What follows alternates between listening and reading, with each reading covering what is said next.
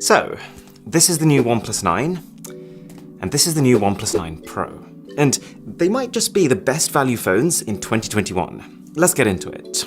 10 out of 10 presentation box, I gotta say. This thing was so heavy that I would have only been half surprised if it was just filled with rocks. But no, as soon as you open it, this enormous spaceman poster reveals itself. This will make more sense later, and then we have the OnePlus 9 and the OnePlus 9 Pro.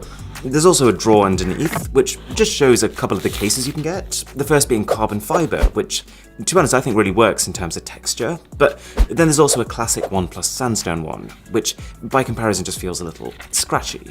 Plus, a 50-watt wireless charger. Yeah, it's a chunky bit of kit, but at the same time, not many phones can wirelessly charge at 50 watts, so it's impressive. But all that stuff's just a bit of fun. The only thing that really matters here is the retail boxes, what you get if you buy one of these. So, this is the OnePlus 9, you get a little manual up top, there's the phone, and then apart from earphones, which OnePlus has never given, it's the full package. You get a clear case with a bit of texture, a red USB-C cable, and a 65-watt charger. And then we've got the Pro, which is a very similar package, so we won't do the whole thing again. But the one difference is that instead of clear, with the Pro, you get a matte opaque case. And thanks to Surfshark VPN for sponsoring this video. Okay, here's the thing with OnePlus. For the last 5 years, they've just been extremely easy phones for me to recommend. They're cheaper than the competition, they've still had top-end specs, and they've run on software that's both slick and intuitive for non-techies, but also with enough depth for people who are looking for it. And that mentality hasn't changed this time round. Like, bearing in mind that the OnePlus 9 starts at £629 here in the UK, which makes it about 20% cheaper than Samsung's base S21, you're getting a lot of stuff here. Like, both the 9 and the 9 Pro have a Snapdragon 888 chipset, with performance that actually comes out slightly higher than that of a Galaxy S21 Ultra in an isolated test. But like that phone does also fall with persistent usage. They both got 120Hz fluid AMOLED displays, dual stereo speakers, which I'd give like an A- to. They're not the best, but they're also definitely not the worst. 4,500 mAh batteries, wireless charging plus wireless reverse charging, and Warp Charge 65T, which is 65-watt charging, but optimized to be able to fully charge from 1 to 100 in 29 minutes. I was a bit confused though, why they were giving me a 1 to 100 figure. So I tested it myself, and if you're charging from 0 to 100, which is probably the more likely scenario, it's more like 33 minutes. Still, very rapid though. And then we've got the 9 Pro, which for $829 has a few things that separate it from the normal 9. I'd say a few things. It's actually one of the biggest jumps I've ever seen between a Pro and a non-Pro phone. So, 15-watt wireless charging on the 9 becomes 50-watt. The Pro has an official IP68 rating, and aluminium on the sides instead of, well, glorified plastic. It's got a better display. The flat 1080p panel becomes a brighter 1440p 10-bit color curved adaptive panel, which, as you probably know at this stage, can scale its refresh rate down based on the app you're in to save a bit of battery. I know some people don't like curved screens, but I do think in this case it helps the phone to look a bit more premium, whilst also making gestures a little easier on the fingers. However, it does have slightly worse viewing angles than the normal 9. But it's the cameras too. The Pro has a next-generation main sensor, capable of shooting 4K video at 120 FPS versus 60. And also the addition of an optical zoom camera on the back, a laser autofocus module on top, and an extra microphone, which can help to reduce background noise when you're picking up vocals. So that's a lot. In fact, both of these phones, they've got a grand spec sheet, and they're so fast that they almost accustom you to everything happening at the snap of a finger. But for the most part, we've seen this before. 120Hz refresh rates are kind of an industry standard at this point. 65-watt charging is old news. We've seen even bigger camera sensors than these, and is it just me or does this OnePlus 9 Pro display look like a 100% carbon copy of the Oppo Find X3 Pro display that I looked at a few weeks ago?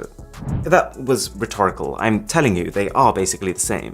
But that's okay. If you can deliver what your competitors are doing for less money, then that's a good thing. And to be honest, that's probably better for most consumers than just adding a load of features in on top just for the sake of it. Plus, it's not like you're just getting the basic shell of a phone with some good specs. These have character. I wouldn't say they look as premium and confident as the S21 Ultra, but there's not a huge gap. The camera lenses are well defined, everything's wrapped in a slick chrome accent to make each component feel purposeful, and the general colours on these phones are pleasant is probably the right word. So every option on the 9 and the 9 Pro is inspired by Calm, which gives them these really soft color palettes that, while they're probably not exciting enough to elicit a change in underwear, they do feel distinct. Like this one at its core is lilac, but you can also see pinks, you can see reds, you can see yellows. And both of these phones have a very subtle gradient. They're like mirrors at the bottom, which it kind of fog up as you go higher. I would say it's a refreshing idea if it weren't for the fact that they were covered in fingerprints 5 seconds after unboxing them. Thanks for that. I'd strongly recommend the matte options if you're considering going caseless. But you get the idea. OnePlus has spent years building this reputation of creating high-end on an upper mid-range budget. And I mean this as a compliment when I say that the 9 and the 9 Pro haven't really strayed from that. Apart from one thing, Hasselblad branded camera systems. Let me be very clear about this. Hasselblad is a high-end camera brand. We're talking the kind of company who makes $50,000 cameras, $10,000 lenses, and even $100 cables. And so it kind of seems like a weird match for a company whose main selling point is price. But I think it's an indication that OnePlus wants to change that over the next few years. They want to become their own standalone premium brand, with their own standalone premium prices. But that doesn't change the fact that for now, these are affordable. These are pretty much the most affordable pieces of tech you can get with the Hasselblad brand name on them. So it's not surprising that OnePlus is slapping that name everywhere. All these space-themed teasers the phones had, that astronaut on the box, those are referencing Hasselblad, and how Hasselblads were the first cameras to be taken to the moon. You'll see Hasselblad on the retail box, the camera app itself is inspired by Hasselblad design, it's inscribed on the back of every phone, it was even on the instruction manual. And I will give them this, it at least makes these phones feel more premium. You get a Hasselblad-themed Pro mode, you get an optional Hasselblad watermark on your photos, you get their signature orange shutter button, which is made to sound like one of their high-end cameras. It's very satisfying to use. And I think just the fact that Hasselblad is a more respected name in the camera space than OnePlus is, naturally means that this association is going to bring up the perception of OnePlus's phones. But I think that's pretty much the extent of this collaboration. And if you are enjoying this video, then a sub to the channel would be hassle-free? So on one hand, these are good cameras. Even for the standard OnePlus 9, the main 48 megapixel sensor is the one that we used to get in the Pro phone last year. And for the most part, it's as crispy and snappy as you'd want in an upper mid-range 2021 camera.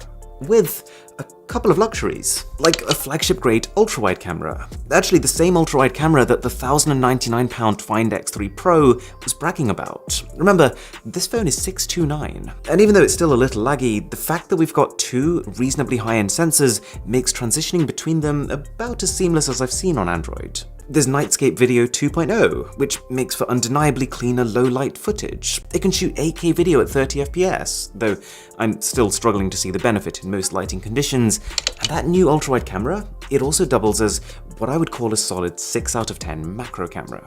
And the OnePlus 9 Pro can do one better.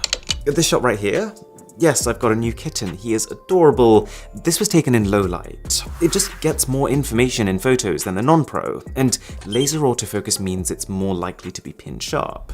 Plus, I like the fact that OnePlus isn't jumping around with the kind of things that they put their efforts into. You get some smartphone companies who one year say zoom is the best thing in the world, for example, and then the next year they just kind of move on and scrap that old feature. What? The OnePlus 9 Pro has basically taken the OnePlus 8 Pro and improved everything, which also means it's kept the optical zoom camera, but made it better.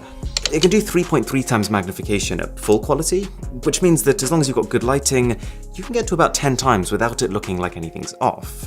Is this the best camera you can get on a phone? Well, it's up there. But I've got a camera battle coming tomorrow versus the S21 Ultra, and I think it's going to be epic. I think it's going to answer any question you could possibly have about the OnePlus 9 Pro camera. But I think the important thing to remember for this video is that the Hasselblad collaboration is probably causing more problems than it's solving. You see, when a smartphone company works with a big camera brand, it can mean a lot of different things. Like when Huawei worked with Leica, they basically said to them, you do it. They gave Leica free rein with everything from which sensors were used, to how the lenses should be built, to what kind of feel the end images should have. And as a result, I remember that the first time I used a Leica branded Huawei phone, I could tell. The images had a very distinct quality to them, even down to the style of portrait mode.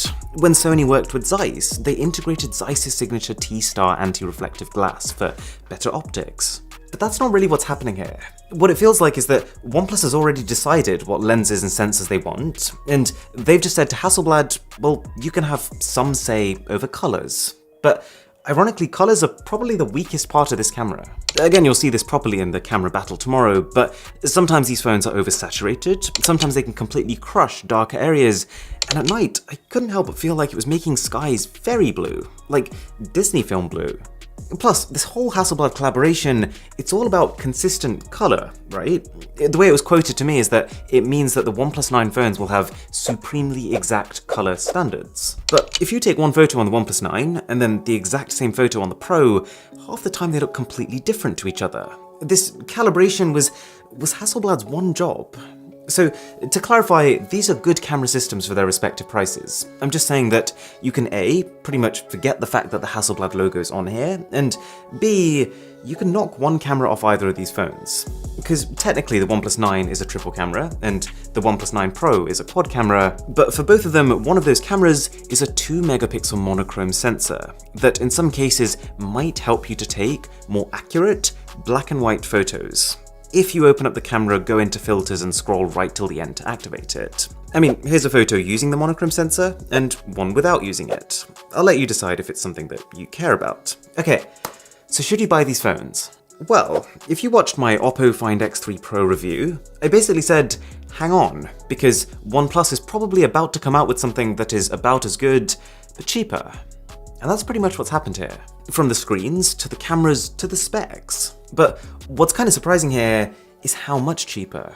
When I first got given these phones, I didn't actually get given a price. And so I was looking at other devices from Samsung and Xiaomi and Asus and other competitors, trying to work out how cheap they would need to be, such that I would recommend them. And it turns out they're quite a bit below that threshold. I would rather have this OnePlus 9 Pro that's 829, or let's just say 900 for the sake of getting the higher storage option, than the Find X3 Pro, which is 1100. Or I would rather have the base OnePlus 9 that's 629 than just about any other phone under 750. Fundamentally because it makes cuts in what I think are the right places. Like, they've gone for Gorilla Glass 5 instead of the very latest Gorilla Glass Victus. Things like having splash resistance, but not paying extra to get an official IP certification. Things like slower wireless charging. They're the kind of omissions that you would notice if you were looking for them, but you probably wouldn't if you weren't. Okay, think about this for a second. Your location, your exact operating system, every hardware detail about the device you're on right now, as well as all your past browsing history. These are things that you'd want to keep to yourself, right? Because if someone had all of this information, they'd be able to know exactly who you were. Well, this is how much information a website immediately knows about you the second you click on it. And to be honest, if it's a website you trust, then it's fine. But there's probably a fair few that you wouldn't want to know these details. And that is where Surfshark VPN comes in. It's not just like the most affordable way that I've seen to keep yourself anonymous, it's just over $2 a month for as many people and devices as you want, but there's another perk. Because you can effectively pick the location that you want your device to be, I can, for example, pick the United States and watch US TV shows. You can effectively have the Netflix exclusives for every single region without leaving your home. Like if I wanted to watch Batman The Dark Knight, I just switch to Canada, and I can do that. So check the link in the description, and if you use the code BOSS, then you get an 83% discount and 3 months for free. So thank you so much for watching. My name is Aaron, this is Mr. Who's the Boss, and I'll catch you in the next one.